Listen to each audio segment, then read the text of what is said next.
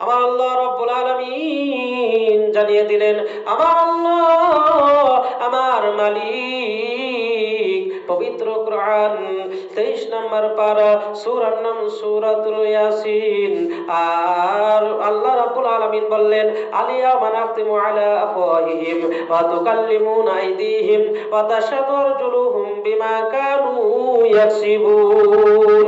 কাল কিয়ামতের ময়দানে আমার আল্লাহ রাব্বুল আলামিনের সম্মুখে সমস্ত মানুষদেরকে হাজির হতে হবে, সমস্ত মানুষদেরকে জিজ্ঞাসা করবে। সেদিন আল্লাহ রাব্বুল আলামিনের সম্মুখে কিছু মানুষ তারা মিথ্যা কথা বলবে। পৃথিবীর বুকে এদের মিথ্যা কথা বলে বলে অভ্যাস হয়ে আছে। মিথ্যা কথা বলবে। যে আল্লাহ জিজ্ঞাসা করবে, তোমরা নামাজ পড়েছিলে, যাকাত দিয়েছিলে, মসজিদে গিয়েছিলে, ইত্যাদি কথা আল্লাহ রাব্বুল আলামিন যখন